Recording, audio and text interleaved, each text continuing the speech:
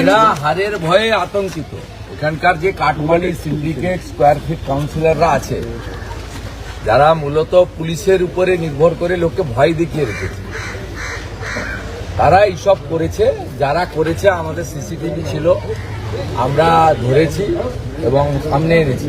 এখান থেকে আমাদের বিজেপির যে অ্যাসেম্বলি কার্যালয় সিসিটিভি চুরি হয়েছিল, আমি আজকে আবার নতুন সিসিটিভি এখানে আমাদের যারা মন্ডল প্রেসিডেন্ট অ্যাসেম্বলি কনভেনার তারা লাগিয়েছে এবং যে পতাকাগুলো হারিয়েছিল এখানে আবার আজকে পতাকা টাঙানো হলো।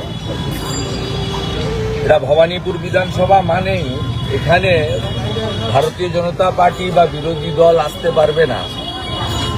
এখানে কাউন্সিলর আর পুলিশ যা বলবে তাই করবে, এটা হতে পারে না। আমি সেই কারণে এখানে এসেছি।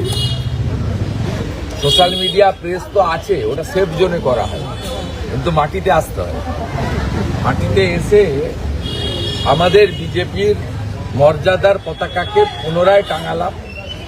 চুরি হয়ে যাওয়া সিসিটিভি বললাম এফআইআর করে রেখেছে আমাদের জেলা প্রেসিডেন্ট এবং লোকাল লিডাররা, দুটো এফআইআর করা আছে এবং এপ্রিল মাসের পরে বিজেপি সরকার এলে এই এফআইআর দুটোকে অ্যাক্টিভ করা হবে। এটা শুনে রাখুন, গুন্ডারাজ খতম করবো আমরা।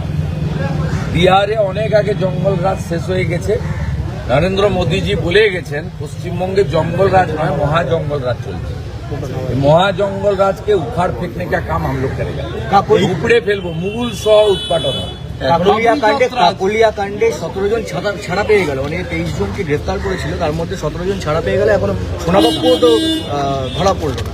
এটা ধরবে না তো, সোনা ভোট লুট করে, ভোট বালাই ভোটের জন্য।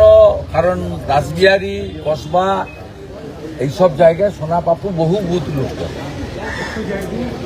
স্বাভাবিকভাবে ওকে লাইসেন্স দিয়ে রেখেছে।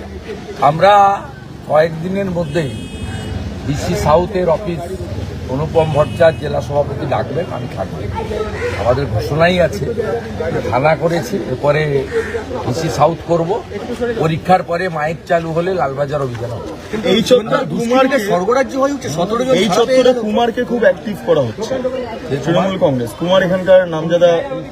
আরে এসব কিছু চলবে না।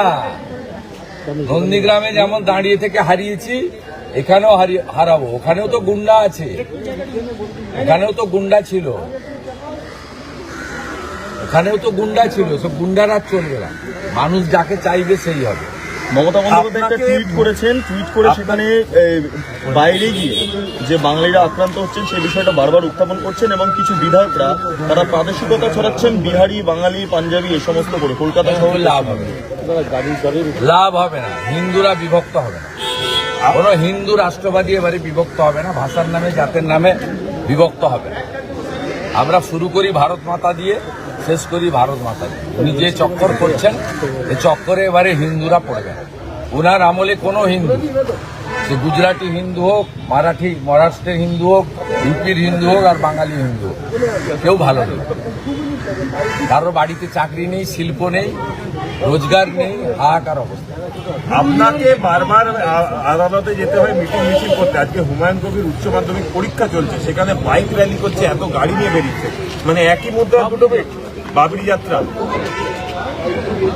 এই কারণেই পরপর 3 দিন বেলডাঙ্গাতে জাতীয় সড়ক রেল মার্গ বন্ধ করে অত্যাচার হয়েছে, পুলিশ দর্শক।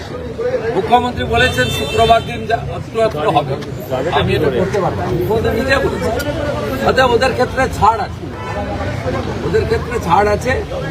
নামটা হুমায়ুন কবির, একটা বিশেষ সম্প্রদায়কে প্রতিনিধিত্ব করছেন। উনি আত্মসমর্পণ করেছেন ওদের কাছে।